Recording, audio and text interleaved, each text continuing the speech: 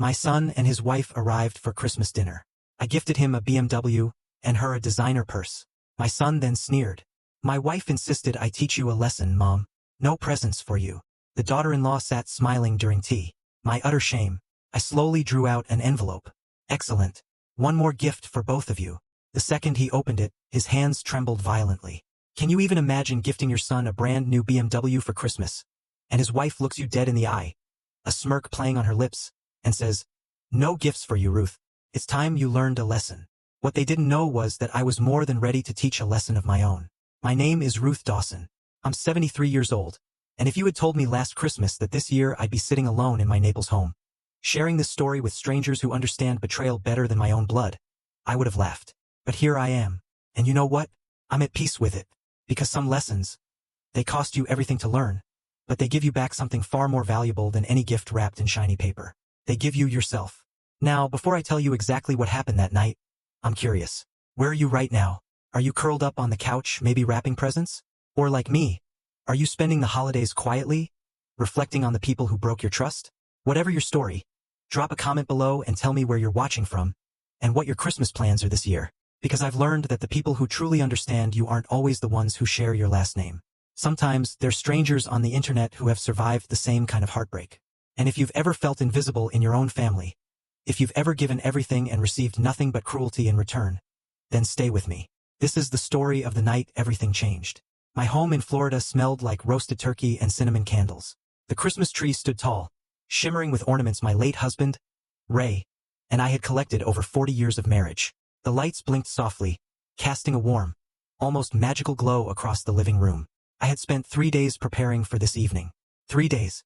I scrubbed floors that were already immaculate. I polished silverware that rarely left the drawer. I even went to the grocery store twice because I forgot the cranberry sauce Eddie loved as a child. I just wanted everything to be perfect. When Eddie and Maureen arrived, I hugged my son tight at the door. For a second, just one precious second, I felt like I had him back. He smelled like the same cologne Ray used to wear. His arms felt strong and safe. But the moment Maureen stepped inside, her eyes immediately began scanning my home. Not admiring, but assessing. Like she was taking inventory. Dinner was quiet. Eddie talked about work. I asked questions, trying to pull conversation out of thin air. Maureen just scrolled through her phone, barely touching the food I'd spent hours preparing. I noticed she was wearing this bracelet I'd never seen before. It looked expensive. Really expensive. Far more than anything her part-time boutique job could afford. But I said nothing. Mothers learn to swallow questions when they sense the answers might hurt. After dinner, we moved to the living room for gifts. I handed Eddie a small box first. Inside were the keys to a used BMW I'd been saving towards for months. Not because I owed him anything, not because I wanted his approval, but because a mother's love. It doesn't just disappear because your heart has been bruised. When he opened it, his face went completely blank. Then his eyes filled with shock. "Mom," he whispered. "A BMW? You didn't have to do this." "I wanted to," I said softly. And then he hugged me. A real hug. The kind that reminded me of the boy he used to be before marriage. Before Maureen changed him. Then I handed Maureen her gift. A designer handbag. She opened it, glanced at it briefly, said cute, and tossed it onto the couch like it was a dish towel. No thank you. No appreciation. Just a casual dismissal. I folded my hands in my lap and waited. Because it was my turn now. And despite everything, despite the coldness that had been growing between us for months, I still hoped. I still believed that maybe, just maybe, they had thought of me too. Eddie cleared his throat. He shifted in his seat. He wouldn't look me in the eye. "Mom," he said slowly. "We didn't get you anything this year." The words just hung in the air. I blinked. I told myself I'd misheard him. But he kept talking. "Maureen said you need to learn to give without expecting anything back." He tried to laugh. Like it was a joke. Like humiliating your mother on Christmas Eve was something light and funny. Maureen leaned back against the couch. Arms crossed. A small, satisfied smile playing at the corner of her mouth. Not embarrassed. Not apologetic. Satisfied. The room felt smaller suddenly. The lights on the tree seemed too bright. The warmth I had worked so hard to create felt hollow. I could have cried. Part of me wanted to. But I didn't. Because somewhere deep inside me, beneath the shock and the hurt, something else stirred. Clarity. I reached into the drawer beside my chair. My hand didn't shake. My voice didn't tremble. "Well," I said quietly, "if tonight is about lessons, then let me teach you something." I pulled out a large envelope. Thick, heavy, sealed. I placed it on the coffee table between us. Eddie looked confused. Morin's smile. It faded just slightly. Go on, I said. Open it. They had no idea this night was never going to end the way they expected. But to understand that Christmas Eve, you have to go back. Back to when things started changing. Back to September, when I first realized something was seriously wrong. It began with silence. Eddie used to call me 3, sometimes 4 times a week. Just quick check-ins while he drove to work or made his morning coffee. Nothing deep. Nothing long. Just a son letting his mother know he was thinking of her. Hey Mom. Just calling to say hi. How's the garden, Mom? Did you see that storm coming through? Make sure the shutters are locked. Love you, Mom. Talk soon. Small things. The kind of things you don't appreciate until they stop. In September, those calls became less frequent. A week would pass, then 2 weeks. Then nearly a month slipped by without a single word. I told myself he was busy. Newlyweds need time to build their life together. That's natural. That's healthy. But mothers know. We feel distance the way you feel a coming storm. Something shifts in the air. Something tightens in your chest. One morning, I walked into my kitchen and saw the basket of oranges sitting on the counter. I had bought them 4 days earlier because Eddie always loved fresh squeezed juice. When he was little, he'd stand beside me while I cut them in half, waiting for his glass like it was liquid gold. But now, those oranges just sat there, untouched. And I realized the only reason I still bought them was for a son who no longer came around. I threw them away that afternoon. All of them. The house felt different after Ray died. Bigger. Quieter. The kind of quiet that presses against your ears until you turn on the television just to hear another human voice.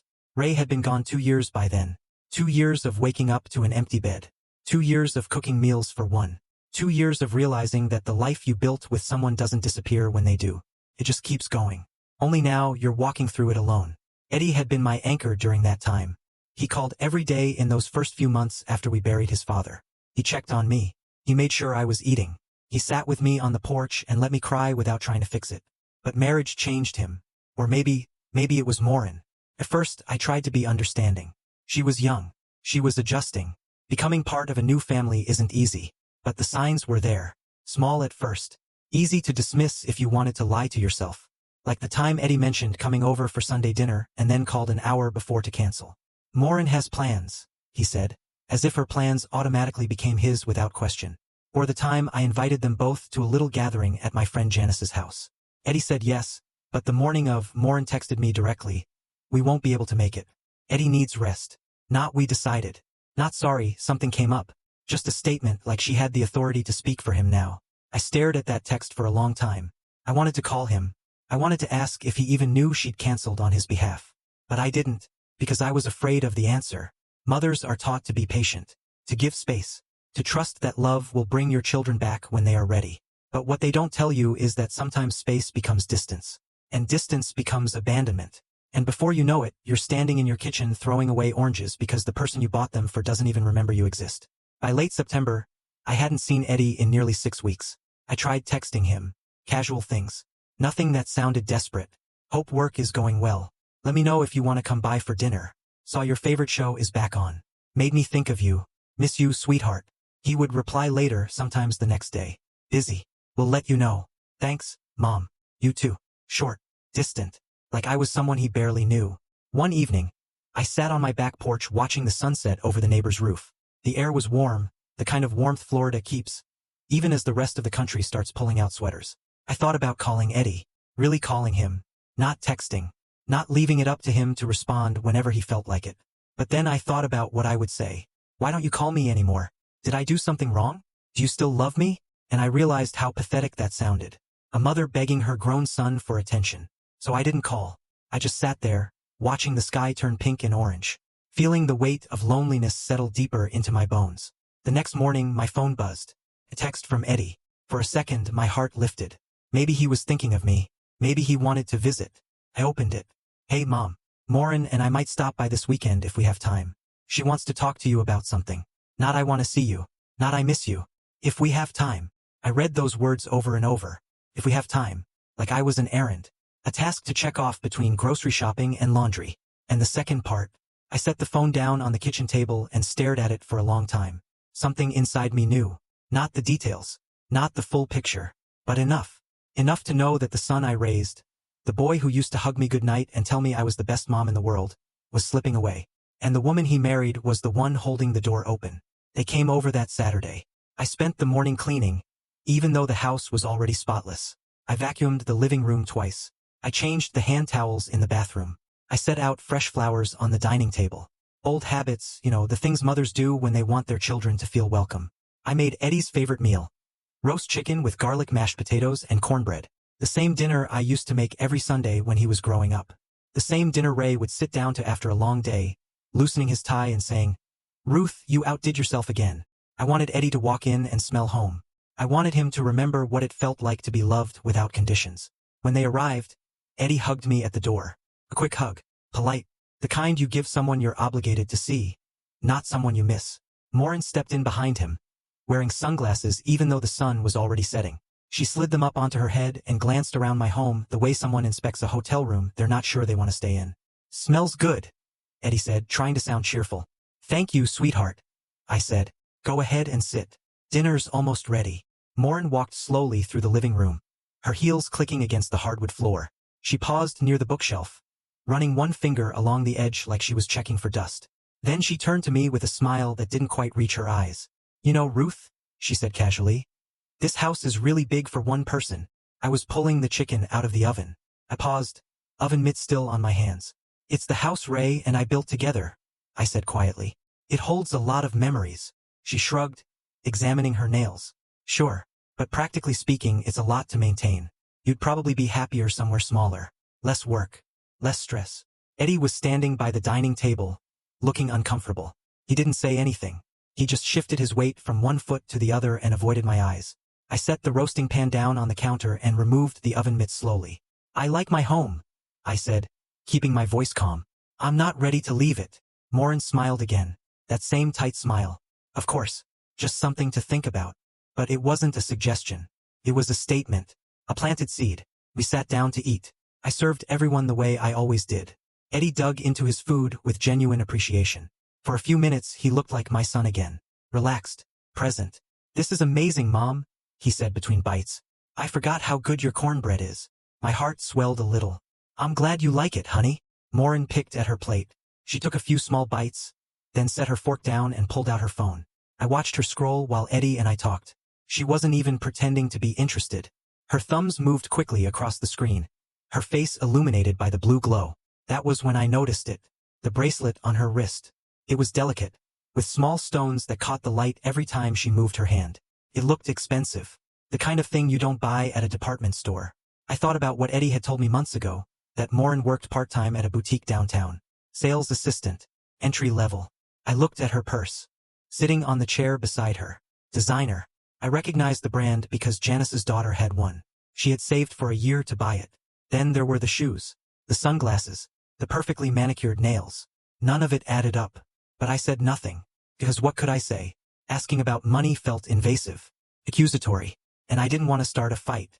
So, I smiled and kept serving dinner like a good hostess. After we finished eating, Eddie helped me carry the plates to the kitchen. Just the two of us for a moment. Felt like old times. "Thanks for dinner, Mom," he said softly. "Really, it was great." "You're always welcome here," I said, touching his arm. "You know that, right?" He nodded, but he wouldn't look at me directly. "I know." There was something in his voice, something sad, like he wanted to say more, but couldn't. Before I could ask, Morin called from the living room. "Eddie, come here for a second." He tensed. Then he gave me a quick smile and walked back out. I stood at the sink, rinsing dishes, listening to their muffled voices in the other room. I couldn't make out everything, but I heard enough. Morin's voice, low and insistent. "This place could sell for so much. We could finally stop renting. We need this." Eddie said something I couldn't hear. Then Morin again, louder this time. "She doesn't need all this space. She's one person, Eddie. One person. And we're struggling." My hands stopped moving. The water ran over the plate I was holding, but I didn't feel it. "We need this." Not maybe she would be happier downsizing. Not it might be easier for her. No, we need this. They weren't thinking about what was best for me. They were thinking about what they could take. I turned off the water and stood there, gripping the edge of the sink, staring out the window into the backyard. The same backyard where Ray and I used to sit on Sunday mornings with coffee.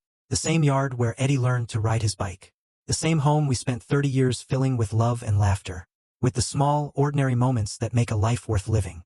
And now my son's wife was standing in my living room calculating its value like it was nothing more than a transaction. I dried my hands slowly. I took a deep breath. Then I walked back into the living room with a smile on my face. Anyone want dessert? I asked brightly. I made peach cobbler. Morin glanced at her phone. Actually, we should get going. Early morning tomorrow. Eddie nodded quickly, like he was relieved to have an excuse to leave. They gathered their things. Morin gave me a brief, obligatory hug. Eddie hugged me a little longer, but it still felt distant. Thanks again, Mom, he said. Anytime, sweetheart. I stood at the door and watched them walk to their car. Morin was already on her phone before she even got in. Eddie looked back once, just once, and gave me a small wave. Then they drove away. I closed the door and leaned against it. The house was quiet again. Too quiet.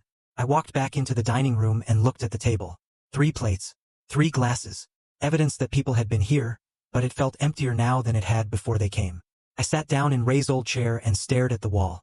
Morin's words played over and over in my mind. We need this. Not we hope. Not maybe. Need. And Eddie had said nothing to defend me. Nothing to stop her. That was when I realized something I had been avoiding for months. My son was not the same person anymore. And the woman he married was not going to stop until she got what she wanted. 3 weeks passed before I saw them again. 3 weeks of silence. No calls. No texts. Nothing. I tried reaching out twice. Once to ask how Eddie was doing. Once to see if they wanted to come over for Sunday brunch. Both times he replied with the same excuse. Busy right now, Mom. Maybe next month. Maybe next month. As if his mother was something you penciled in when you had nothing better to do. I stopped trying after that.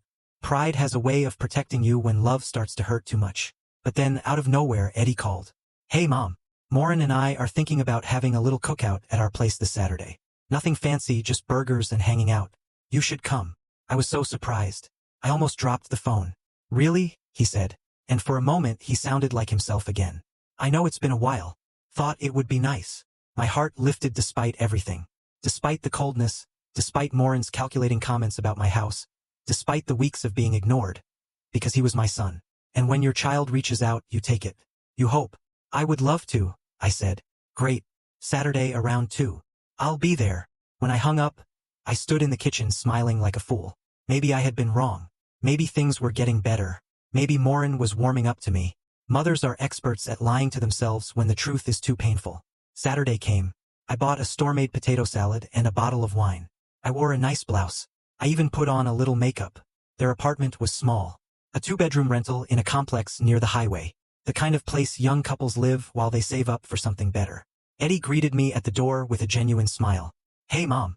Come on in. The apartment smelled like charcoal and grilled meat. Morin was inside setting paper plates on a folding table. She glanced up when I entered. Oh hey Ruth. Not warm. Not cold. Just neutral. Hi Morin. I brought potato salad. Great. You can put it in the fridge. Eddie took the bowl from me and walked it to the kitchen. I followed, looking around. The apartment was neat, but sparse. Minimal furniture. A small television. A couch that looked like it came from a thrift store. But what caught my eye was the shopping bag sitting on the counter. I could see the edge of a box inside. A designer shoe box. Another one. Eddie saw me looking and quickly moved the bag out of sight. So, you want something to drink, Mom? I have iced tea. That sounds perfect. We went out to the small balcony where Eddie had set up a tiny grill. It overlooked the parking lot, but he had tried to make it nice. A couple of folding chairs. A string of lights he must have borrowed from somewhere. For a little while it felt normal. Eddie flipped burgers. I asked him about work. He talked about a project he was managing. He even laughed at something I said. It was the most relaxed I had felt around him in months. Morin stayed inside on her phone as usual. Then she stepped out onto the balcony, still scrolling. I'm going to take this call real quick, she said without looking up. Eddie nodded. Sure. She walked down the stairs toward the small patch of grass near the fence that separated the complex from the next property over. Eddie and I kept talking. He told me about a coworker who reminded him of his father. The way the man organized his desk. The way he told terrible jokes, but somehow made people laugh anyway. It was the first time Eddie had mentioned Ray in months. I smiled, even though my throat felt tight. Your dad would have liked him, I said softly. Eddie nodded. Yeah, he would have. Then I heard it. Morin's voice. She was standing near the fence, her back to us. Phone pressed to her ear. Her voice was low, but the wind carried it just enough. No, he doesn't suspect anything. Just give me time. I froze. Eddie was focused on the grill. Oblivious. Morin kept talking. Once the house sells, everything will fall into place. I just need him to convince her. My stomach dropped. I tried to keep my face neutral. I picked up my iced tea and took a sip, even though my hands were shaking. Morin laughed softly into the phone. Trust me, she won't see it coming.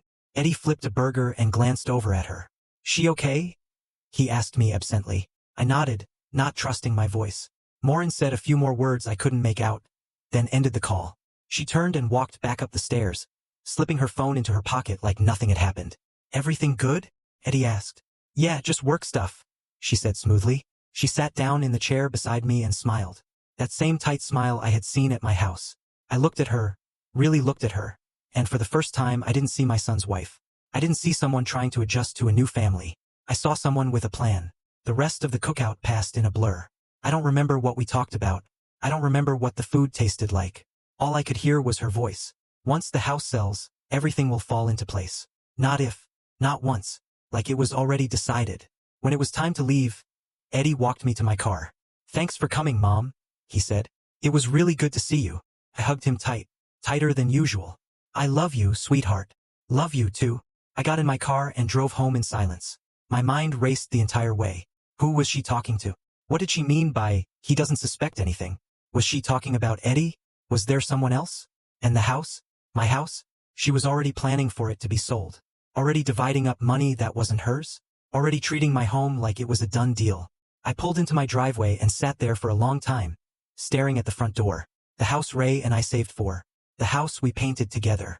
The house where we raised our son. She wanted it, and she was using Eddie to get it. But worse than that, there was something else going on. Something Eddie didn't know about. Something she was hiding. I needed to know the truth. Not guesses. Not suspicions. The truth. I pulled out my phone and scrolled through my contacts until I found Janice's number. She answered on the second ring. Ruth, everything okay? No, I said quietly. I need your help. There was a pause. Come over, she said. Right now. I started the car and backed out of the driveway. Because I was done pretending everything was fine. I was done waiting for things to get better on their own. If my son was being manipulated, if my home was being targeted, if there were secrets being kept, I needed to know. And I was going to find out. Janice lived 10 minutes away in a small yellow house with a garden that always looked better than mine.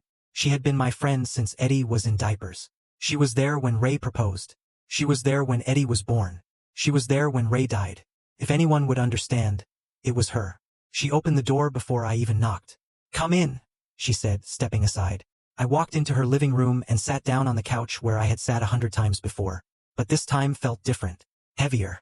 Janice poured 2 glasses of sweet tea and handed me one. Then she sat down across from me and waited. I told her everything. The phone calls that stopped.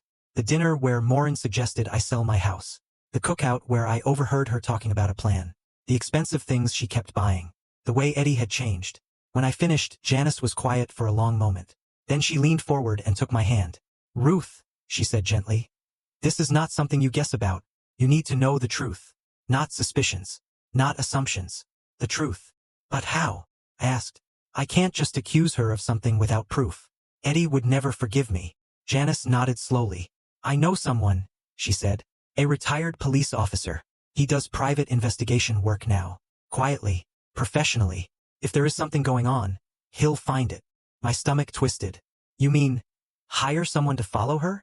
I mean, find out if your instincts are right, Janice said firmly. Because if they are, Eddie is in danger.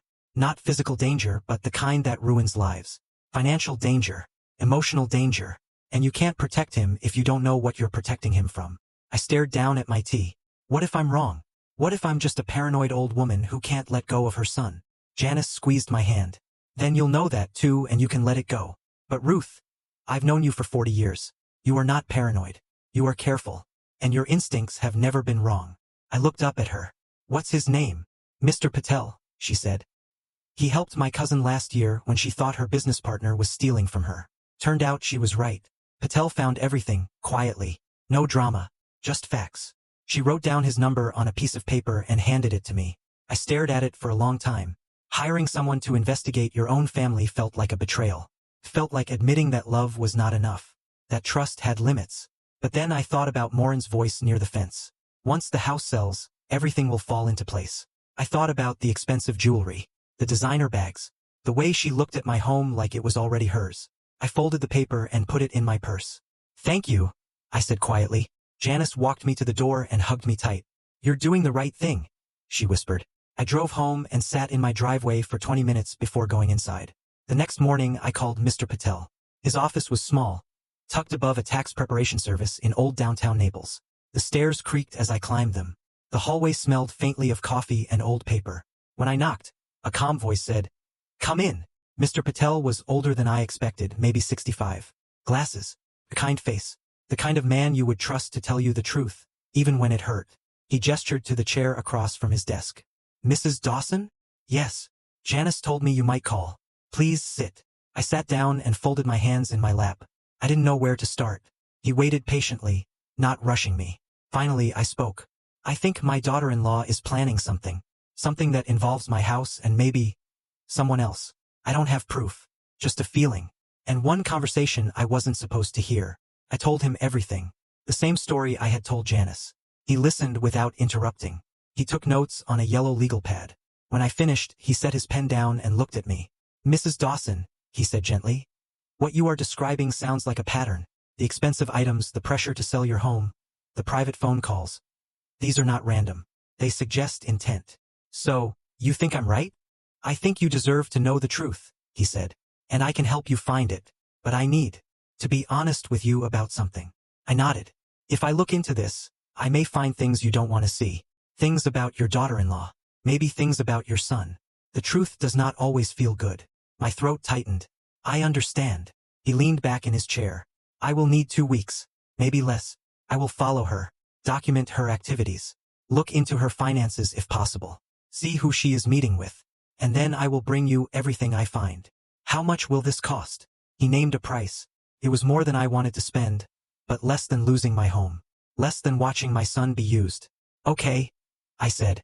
He nodded and stood, extending his hand. "I will be in touch soon." I shook his hand and left. The next 2 weeks were the longest of my life. I tried to keep myself busy. I cleaned the house even though it didn't need it. I baked bread I didn't eat. I organized closets that were already organized. Every time my phone rang, my heart jumped. But it was never him. Just telemarketers. Just spam calls. Eddie texted me once during those 2 weeks. "Hey Mom, hope you're doing okay. We'll try to visit soon. We'll try. Not we miss you. Not we want to see you. We'll try." I stared at that message for a long time before replying. "Looking forward to it, sweetheart." I didn't hear back. At night, I lay awake staring at the ceiling, imagining what Patel might find. Part of me hoped he would find nothing. That Morin was just materialistic. That the phone call meant something harmless. That I was overreacting. But another part of me, the part that had been silenced by doubt and guilt for months, knew better. Mothers know. We feel danger around our children the way animals sense storms. And I had been sensing this storm for a long time. On the 14th day, my phone rang. A no-caller ID number. I answered. "Mrs. Dawson. This is Mr. Patel." My hand tightened around the phone. "Yes. I have what you asked for," he said quietly. "You should come by." My heart sank. "Did you find something?" There was a pause. "Yes," he said. "I think it is better if we talk in person." I closed my eyes. "I will be there in an hour." I hung up and sat down on the edge of my bed. My hands were shaking. For 2 weeks, I had been telling myself that maybe I was wrong. Maybe this was all in my head. Maybe I was just a lonely widow looking for problems where there were none. But the tone in Patel's voice told me everything I needed to know. He had found something, and it was bad. I stood up slowly, grabbed my purse, and walked to my car. The drive to his office felt longer than it should have. Every red light seemed to last forever. Every turn felt deliberate. When I finally climbed those creaky stairs again and knocked on his door, he opened it immediately. His face was serious. "Come in, Mrs. Dawson." I walked inside and sat in the same chair I had sat in 2 weeks ago. Patel sat down across from me and placed a thick manila folder on the desk between us. He looked at me for a long moment. "Before I open this," he said gently, "I want you to know that what you are about to see is going to hurt. But you asked for the truth, and you deserve it." I nodded, my throat too tight to speak. He opened the folder slowly, and then he said the words I will never forget. "You should brace yourself." The first thing Mr. Patel pulled from the folder was a photograph. He slid it across the desk toward me without saying a word. I picked it up with trembling hands. It was Morin, standing outside a restaurant I didn't recognize, wearing a dress I had never seen her in, smiling. But she was not alone. A man stood beside her, tall, well-dressed. His hand rested on the small of her back in a way that was far too familiar, too comfortable. I stared at the photo, trying to make sense of it. "Who is this?" I asked quietly. His name is David Brennan, Patel said. He owns a commercial real estate firm in Fort Myers. I looked up at him. Real estate. Patel nodded slowly. He pulled out another photograph. This one showed Morin and the same man getting into a sleek black car. His hand was on her waist again. She was laughing. Another photo. The two of them entering a hotel. My stomach turned. How long has this been going on? I asked, my voice barely above a whisper. At least 4 months, Patel said. Maybe longer. I followed her on 3 separate occasions. Each time she met with him. Lunch, dinner, hotels. He paused. Mrs. Dawson, I need to show you something else. He pulled out a stack of printed pages. Receipts, bank statements, credit card bills. Morin has been spending money well beyond what her income should allow, he explained. The boutique where she works pays about $12 an hour. She works part-time. That's maybe $1,500 a month after taxes. He pointed to one of the receipts. This bracelet she bought 2 weeks ago. $3,000. Paid in cash. Another receipt. This purse. $2,200. Also cash. He spread the papers out in front of me. In the last 6 months, she has spent close to $30,000 on luxury items. None of it traceable to credit cards in her name. All cash purchases. I stared at the numbers. Where is she getting the money? Patel's expression darkened. That is where it gets worse. He pulled out another document. An email. Printed. Highlighted in places. I was able to access some communication between Morin and Mr. Brennan through a contact I have. This email was sent 3 weeks ago. He handed it to me. I read it slowly. The words blurred at first. I had to blink several times to focus. It was from Morin to David. The subject line read, Timeline update. I kept reading. Eddie is finally coming around. I've been working on him for months about the house. He's starting to see it my way. His mother doesn't need that much space. Once I convince him to talk her into selling, we can move forward. The property is worth at least $600,000, maybe more depending on the market. Eddie will inherit it eventually, but we don't have time to wait for that. I need him to push her to sell now while she is still healthy and can be persuaded. Once the sale goes through, Eddie and I will have enough for a decent down payment on our own place. That should keep him happy and distracted for a while. After the divorce is finalized, you and I can move forward without any complications. He still doesn't suspect anything. Just keep being patient. This will all be worth it. I read it 3 times. Each time the words hit harder. After the divorce is finalized, he still doesn't suspect anything. Once the sale goes through, my hand started shaking so badly I had to set the paper down. She's planning to leave him, I whispered. Patel nodded. Yes, but not until after she gets what she wants. The plan seems to be this. Convince Eddie to pressure you into selling your home. Use the proceeds to buy a house together. Then, once everything is settled and the money is secure, she files for divorce. In a marriage that's short with joint property involved, she could walk away with a significant amount. I felt sick. And Eddie has no idea. None, Patel said. From what I can tell, he believes she loves him. He believes they are building a life together. He has no idea she is using him as a stepping stone. I pressed my hand to my mouth. All this time I thought Morin was just manipulative, just greedy, just a bad influence. But this was so much worse. She wasn't just after my house. She wasn't just pressuring Eddie. She was destroying him, using his trust, using his love, using his loyalty to his mother as a weapon to get what she wanted. And when she was done, she was going to leave him with nothing. Patel reached across the desk and placed a steady hand on the table near mine. I know this is hard to hear, he said gently. But you needed to know, because if you don't stop this, your son is going to lose everything. His marriage, his money, and possibly his relationship with you if he blames you for not selling when she asked. I looked up at him, tears blurring my vision. What kind of person does this? I whispered. Patel's face was kind but firm. The kind who sees people as tools, not as human beings. He gathered the photos and documents back into the folder and closed it. You have options now, Mrs. Dawson. You can show this to Eddie. You can confront Morin. You can protect your assets legally so she never gets what she's after. Or you can do all 3. I wiped my eyes and took a deep breath. I need to protect my home first, I said, before anything else. If she is planning to manipulate Eddie into making me sell, I need to make sure that is not even possible. Patel nodded. Smart. I know a good family attorney, someone who specializes in estate planning and asset protection. I can give you her number. Please. He wrote down a name and number on a small card and handed it to me. Attorney Rebecca Harris. She will be able to help you set up a trust or other legal protections, Patel said. Make sure your property stays yours no matter what anyone tries. I took the card and slipped it into my purse along with the folder. Thank you, I said quietly, for finding the truth, even though it hurts. Patel stood and walked me to the door. Mrs. Dawson, he said as I stepped into the hallway. You are stronger than you think. And you are doing the right thing not just for yourself. For your son, too. I nodded, though I wasn't sure I believed him. I walked down those creaky stairs and out into the sunlight. The world looked the same as it had an hour ago. The same streets, the same sky, the same warmth in the air. But everything had changed. I got into my car and sat there for a long time, staring at the folder on the passenger seat. Inside were photographs of betrayal, proof of lies, evidence of a plan designed to destroy my son's life and steal everything my husband and I had worked for.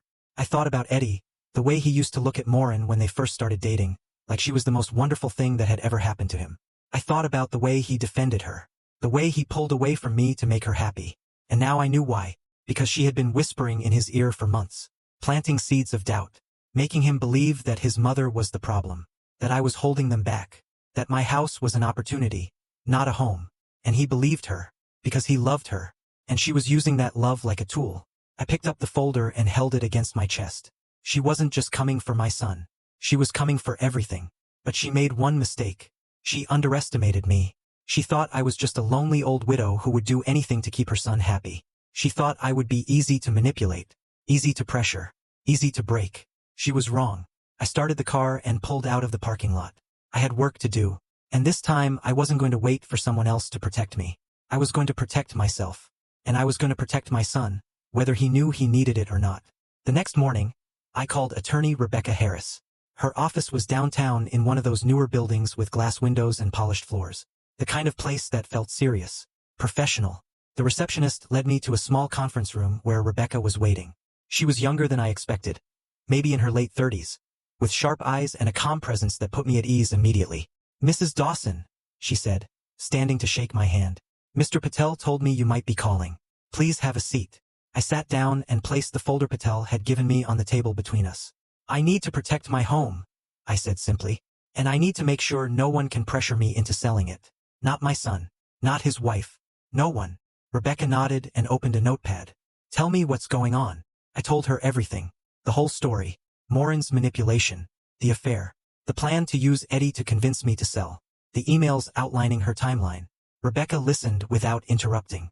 When I finished, she sat back in her chair and folded her hands. Mrs. Dawson, you have more control than you realize, she said, and we can make sure it stays that way. She explained it to me in terms I could understand. A living trust. It would allow me to keep complete control of my property while I was alive. No one could force me to sell. No one could take it from me. And when I eventually passed, the house would transfer according to my wishes, not someone else's demands. We can also add conditions, Rebecca said. For example, if you want to ensure that your son inherits the property, we can include a clause that protects it from being claimed by a spouse in a divorce. We can also specify that if anyone has attempted to manipulate or pressure you into selling, they are excluded from inheritance entirely. I stared at her. You can do that? Absolutely. It's your property, Mrs. Dawson. You get to decide what happens to it. Not your son. Not his wife. You. For the first time in months, I felt something I had almost forgotten. Power. Not over other people but over my own life. My own choices. I want that, I said firmly. All of it. Rebecca smiled. Good. I'll draft the documents. You'll need to sign them in front of a notary, and I'll make sure everything is filed properly. Once it's done, your home is protected permanently. She paused. But I have to ask, what are you planning to do about your son? Are you going to tell him what you found? I thought about that for a long moment. Yes, I said quietly. But not yet. Not until I'm ready. Not until he can see the truth with his own eyes. Rebecca nodded slowly. Just be careful. Confrontations like this can go badly if they're not handled right. People don't always react the way you hope they will.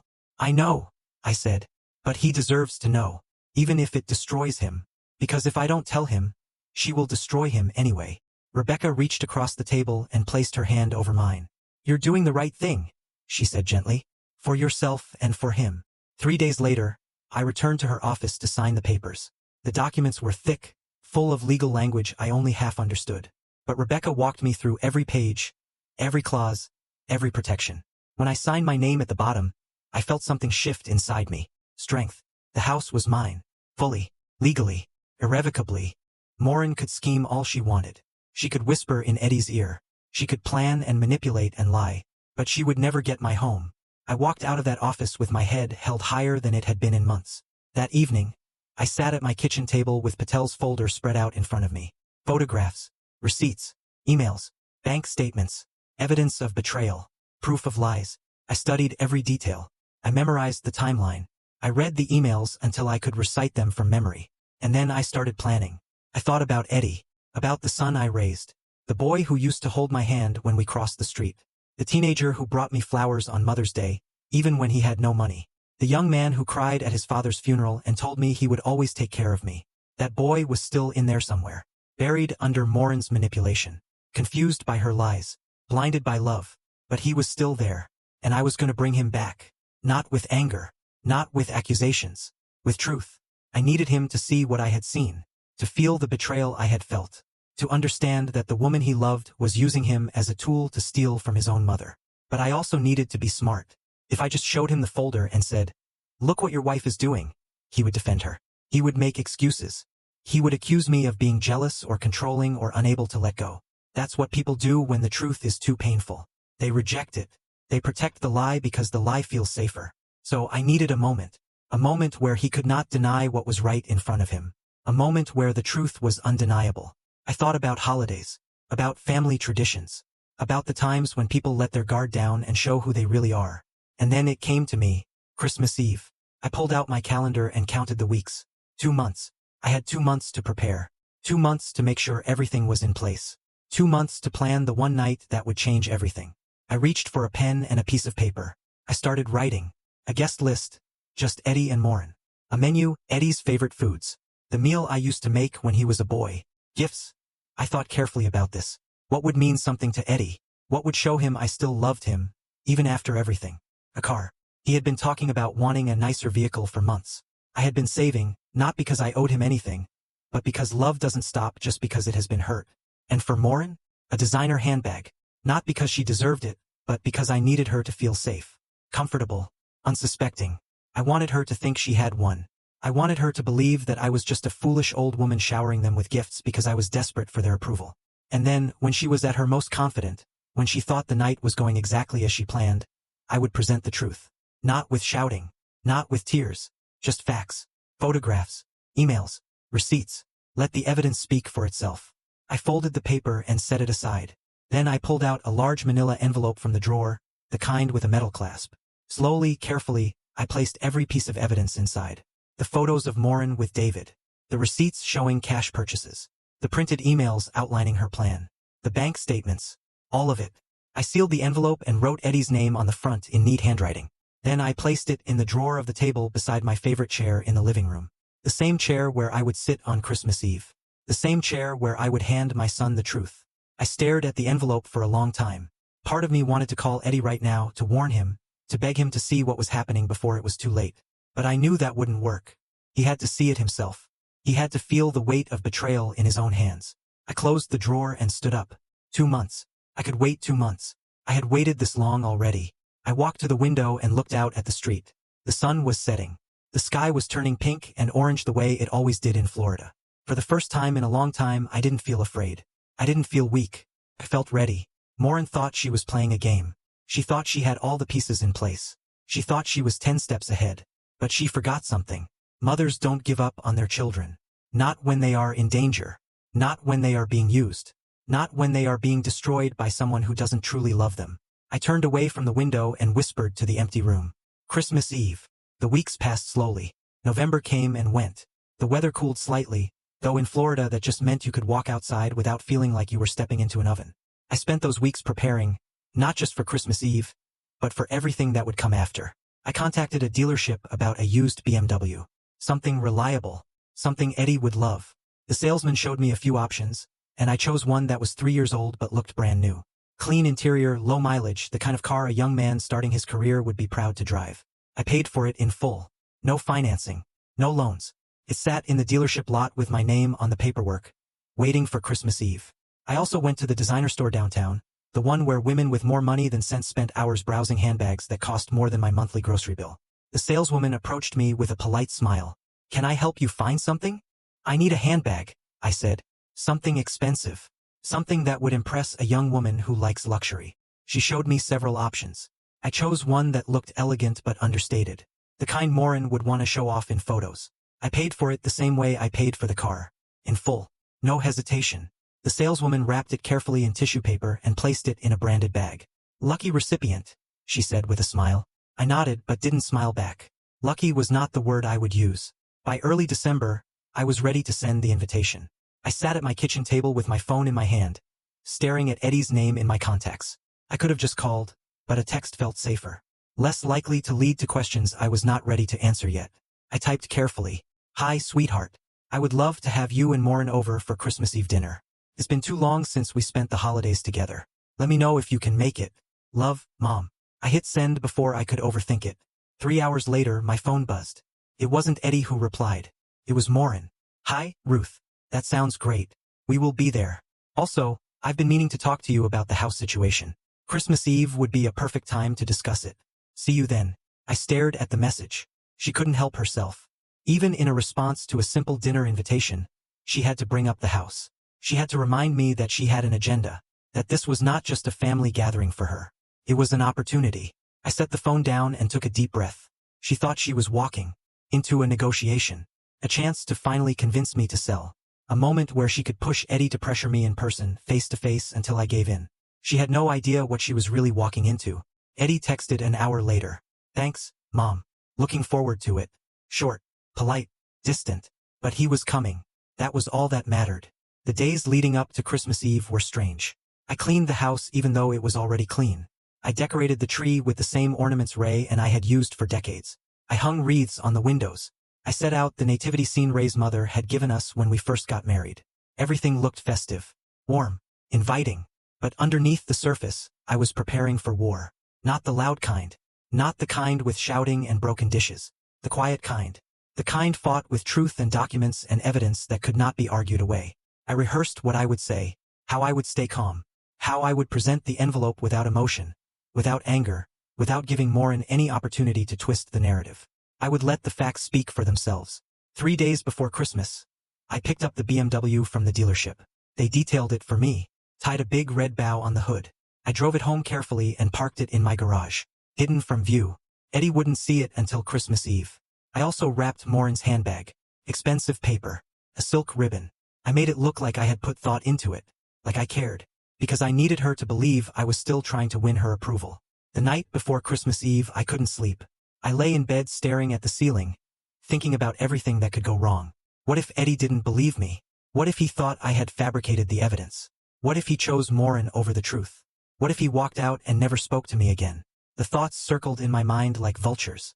But then I thought about the alternative. If I did nothing, Morin would continue manipulating him. She would pressure him into convincing me to sell my home. She would take the money, file for divorce, and leave him devastated and broke. And he would never know that I could have stopped it, that I had the truth in my hands, and chose to stay silent. I could not live with that. Whatever happened tomorrow, at least Eddie would know. At least he would have the chance to see who Morin really was. What he did with that information was up to him. But I would not let him walk blindly into destruction. I got out of bed and walked to the living room. I opened the drawer where I had placed the envelope weeks ago. It was still there, sealed, heavy with the weight of truth. I picked it up and held it for a moment. Then I carried it to my bedroom and set it on the nightstand beside my bed. Tomorrow I would place it in the drawer next to my chair in the living room where it would wait, hidden, ready. I climbed back into bed and closed my eyes. And for the first time in months, I fell asleep without anxiety twisting in my chest. Because I was no longer waiting for something terrible to happen. I was ready for it. Christmas Eve morning arrived with clear skies and warm air. I woke up early, made coffee, sat on the back porch, and watched the sun rise over the neighbor's fence. The world felt quiet, peaceful. I thought about Ray, about what he would say if he were here. He would probably tell me I was doing the right thing. That protecting Eddie meant telling him the truth, even when it hurt. Ray never liked liars. He had no patience for manipulation or deceit. He would have hated Morin. I finished my coffee and went inside. There was work to do. I spent the morning cooking. Roast turkey, garlic mashed potatoes, cornbread, green beans with bacon, cranberry sauce, all of Eddie's favorites. The house filled with the smell of home. The kind of smells that make you feel safe, loved. I set the table with the good china, the silverware Ray and I received as a wedding gift. The cloth napkins I only used on special occasions. Everything looked perfect. I placed the wrapped handbag under the tree. I put the small box with the car keys beside it. Then I walked to my bedroom and picked up the envelope. I carried it to the living room and placed it in the drawer beside my chair. Out of sight. Waiting. I stood there for a moment, staring at the closed drawer. Tonight everything would change. Either Eddie would see the truth and choose to protect himself, or he would reject it and choose Morin. Either way I would know.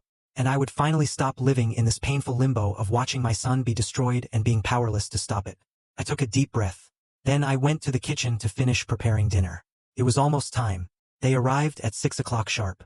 I heard the car pull into the driveway and took a deep breath before opening the door. Eddie stood on the porch holding a bottle of wine. He smiled when he saw me, but it didn't quite reach his eyes. The kind of smile you give when you're not sure what to expect. Hey, Mom, Merry Christmas. Merry Christmas, sweetheart. I hugged him tight. He hugged back, but only for a moment before stepping away. Morin walked up behind him, scrolling on her phone. She glanced up briefly. Hi, Ruth. Something smells good. Thank you. Come in. Dinner's almost ready. They stepped inside.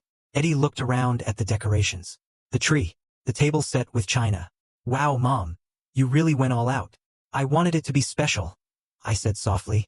Morin wandered into the living room, her eyes scanning everything. The furniture, the walls, the windows. She was doing it again. Assessing, calculating. I watched her for a moment, then turned back to Eddie. Would you like something to drink before dinner? Sure.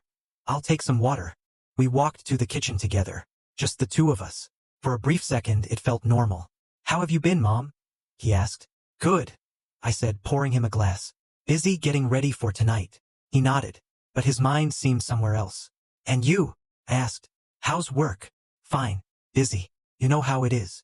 He took the glass and drank without looking at me. I wanted to reach out, to touch his arm, to tell him everything right then and there. But I held back. Not yet. Morin appeared in the doorway. Eddie, come look at this. He glanced at me, then walked out of the kitchen. I stood there alone, gripping the edge of the counter. Dinner was tense. We sat at the table with plates full of food, but the conversation felt forced. Hollow. Eddie talked about work. I asked polite questions. Morin said almost nothing. She picked at her turkey, scrolled through her phone between bites, and checked her watch twice, like she had somewhere better to be. I tried to ignore it. I focused on Eddie, on the way he ate the mashed potatoes the same way he had as a child, mixing in too much butter. For a moment, I allowed myself to remember the boy he used to be. The boy who laughed at my terrible jokes. The boy who helped me carry groceries without being asked. The boy who told me I was the best cook in the world even when I burned the roast. That boy was still in there. I had to believe that. After dinner, we moved to the living room. The tree lights blinked softly. The room felt warm, almost peaceful, but my heart was pounding. Should we do gifts? I asked, keeping my voice light. Eddie nodded. Sure. I reached under the tree and pulled out the small box first, the one with the car keys inside. I handed it to Eddie. This is for you, sweetheart. He looked surprised. Mom, you didn't have to get me anything. I wanted to. He opened the box slowly. When he saw the keys, his face went blank. Then his eyes widened. Mom, are these? Go look in the garage, I said quietly. He stood up, holding the keys like they might disappear if he moved too fast. He walked to the side door that led to the garage and opened it. I heard his breath catch. Mom, a BMW. He turned to look at me, his face a mixture of shock and disbelief. You didn't have to do this. I know, I said, but I wanted to. You work hard. You deserve something nice. He walked back into the living room and hugged me. A real hug this time, the kind that reminded me why I was doing all of this. Thank you, he whispered. I don't know what to say. You don't have to say anything. He pulled back, his eyes glistening slightly. Morin was still sitting on the couch, watching with an unreadable expression. I picked up the second gift, the designer handbag. And this is for you, Morin. She took it without standing, opened it carefully, lifted the bag out of the tissue paper. For a second, her eyes lit up. She turned it over in her hands, examining the brand label. Then she pulled out her phone and took a quick photo of herself holding it. Cute, she said flatly. She set the bag down on the couch beside her like it was a throw pillow. No thank you, no appreciation, just a dismissive acknowledgement. Eddie frowned slightly, but said nothing. I folded my hands in my lap and waited. This was it. The moment I had been dreading and preparing for at the same time. Eddie cleared his throat. Mom, about your gift. I looked at him. He shifted uncomfortably. He wouldn't meet my eyes. We didn't get you anything this year. The words hung in the air. I blinked. My chest tightened. Oh, I said softly. Eddie tried to laugh it off. Yeah, Morin said. Well, she said you need to learn to give without expecting anything back. You know, like generosity shouldn't come with strings attached. He was trying to make it sound reasonable. Philosophical, even. But the words landed like stones. I looked at Morin. She was leaning back against the couch, arms crossed, a small, satisfied smile on her face. Not embarrassed. Not apologetic. Proud. Eddie kept talking, his voice growing quieter. It's not personal, Mom. It's just Morin thinks it's important that we all learn to be less materialistic, especially around the holidays. He gestured vaguely at the gifts I had given them. You've been so generous, and we appreciate it. We really do. But we thought maybe this year you could just enjoy giving without needing something in return. His voice trailed off. Morin's smile widened just slightly. She thought she had won. She thought this moment, this humiliation, would break me, would make me desperate for their approval, would make me willing to do anything to get back into their good graces, including selling my house. I sat very still. The room felt smaller, the lights too bright. The warmth I had worked so hard to create felt hollow. But I did not cry. I did not beg. I did not react the way she expected. Instead, I felt that same clarity I had felt months ago. The same strength I had felt when I signed the legal documents protecting my home. I reached into the drawer beside my chair. My hand didn't shake. I pulled out the envelope. Thick, heavy, sealed with the truth inside. I placed it on the coffee table between us. Eddie looked confused. Morin's smile faded just slightly. Well, I said quietly, my voice steady.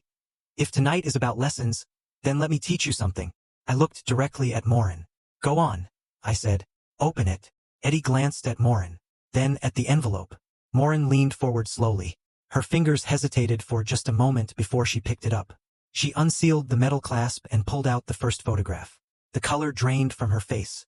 Eddie leaned closer, frowning. What is that? Morin tried to shove the photo back into the envelope, but Eddie grabbed her wrist. Let me see. He pulled the envelope toward him and dumped the contents onto the table.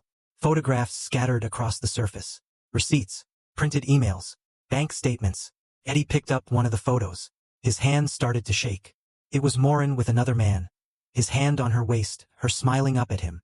Eddie's face went pale. What is this? His voice cracked. He picked up another photo. Then another. Then he saw the email. The one where Morin outlined her plan. The timeline. The divorce. The house. He read it slowly, his lips moving slightly as he processed each word. When he finished, he looked up at Morin. Tell me this isn't real. Morin opened her mouth, closed it, opened it again. Eddie, it's not what it looks like. She, your mother, is trying to turn you against me. She's jealous. She's always been jealous. Eddie's hands were trembling now. Then explain the photos. Explain the emails. Explain this. He held up a receipt for the bracelet she had been wearing for weeks.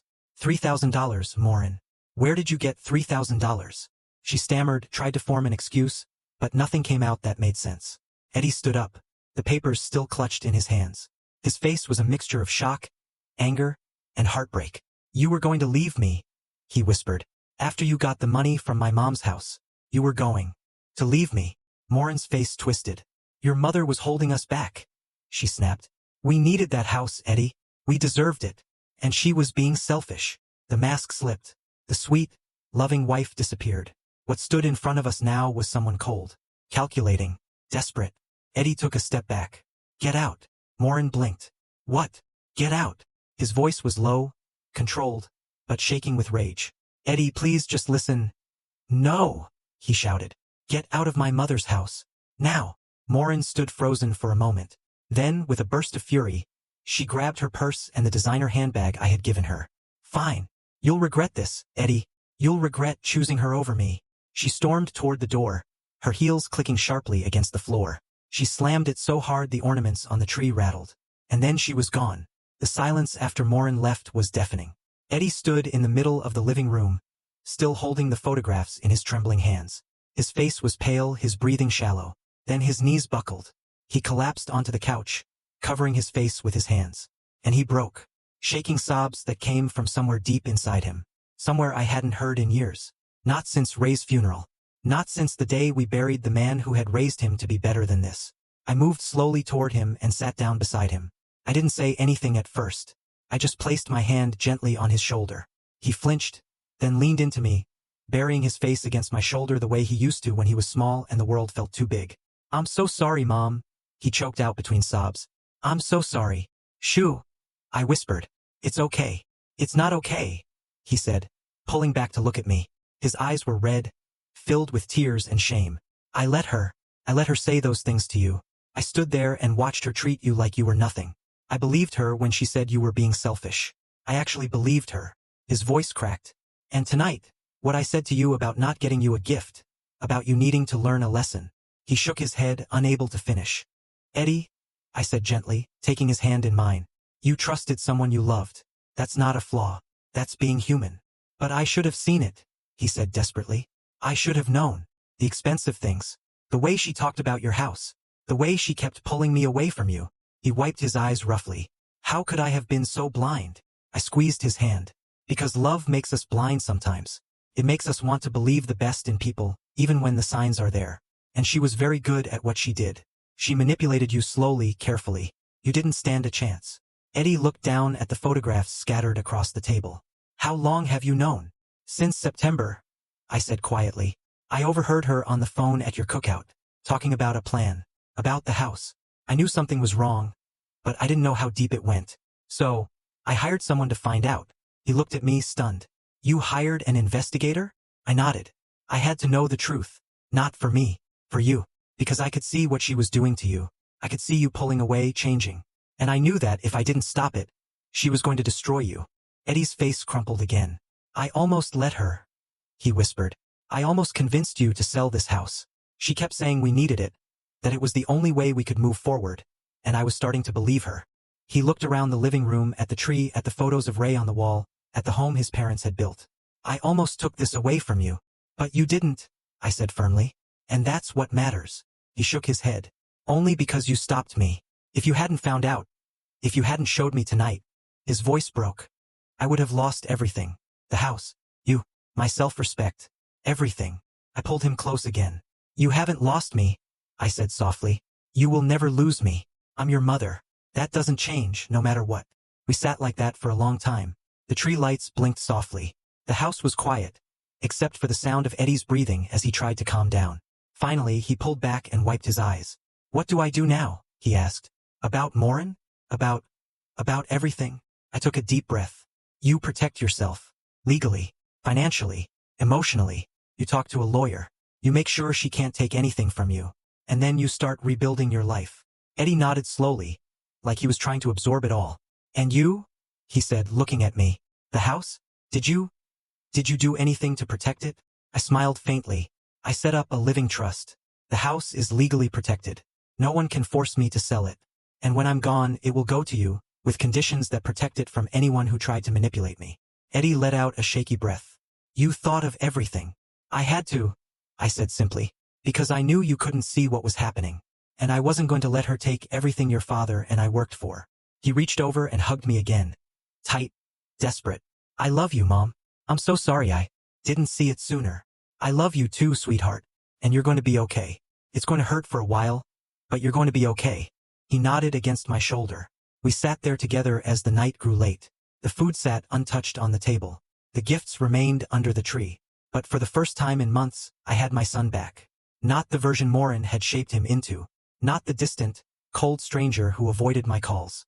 The real Eddie. The boy I raised. The man his father would have been proud of. Eventually, Eddie stood up. I should go, he said quietly. I need to figure out where I'm staying tonight. I can't go back to the apartment. You'll stay here, I said firmly. In your old room. For as long as you need. His eyes filled with tears again. Thank you. I walked him upstairs and showed him to the guest room. The same room he had slept in as a teenager. I had kept it the same all these years. Just in case. Get some rest, I said. We'll figure everything out tomorrow. He nodded and closed the door. I walked back downstairs and stood in the living room looking at the mess on the coffee table. The photographs, the emails, the evidence of betrayal. I gathered it all up slowly and placed it back in the envelope. Then I walked to the fireplace and stared at the flames I had lit earlier in the evening. Part of me wanted to burn it all, to destroy the evidence and pretend none of it had ever happened. But I didn't, because Eddie might need it for the divorce, for the lawyers, for proof of what she had done. I set the envelope aside and sat down in my chair. The house was quiet now, peaceful. Christmas Eve hadn't given me joy. It hadn't given me the warm family gathering I had hoped for when I sent that invitation weeks ago. But it had given me something more important. Clarity. And my son back. I thought about Morin. about where she was right now, probably calling David, probably already planning her next move. But she had lost. She hadn't gotten the house. She hadn't gotten the money. And she had lost Eddie. All because she underestimated a mother's love. All because she thought I was weak. I smiled faintly and looked at the tree. The ornaments Ray and I had collected over the years blinked softly in the light. "We did it, Ray," I whispered. "We protected him." I sat there for a long time, thinking about everything that had happened. Everything I had learned. That silence is not weakness. That patience is not surrender. That sometimes the people we love need to be protected from their own choices. And that boundaries, even painful ones, are acts of love. I stood up slowly and turned off the tree lights. Then I walked upstairs to bed. Tomorrow, Eddie would wake up in his childhood room. He would have to face the reality of everything he had lost. He would have to grieve, rebuild, start over. But he would not do it alone. And he would do it as himself, not as someone else's tool. As I lay in bed, I thought about all of you watching this. All of you who have felt invisible in your own families. All of you who have given everything and received nothing but cruelty in return. I want you to know something. You are not weak for loving people who hurt you. You are not foolish for giving them chances. But you are also not required to destroy yourself to make them comfortable. You are allowed to set boundaries. You are allowed to protect what is yours. You are allowed to walk away from people who use your love as a weapon. Even if those people are your own children. Even if it breaks your heart. Because sometimes the greatest act of love is saying no. Tell me, what would you have done in my shoes? And if you've ever felt this kind of betrayal, tell me, how did you find your strength? I'm genuinely interested in hearing your thoughts.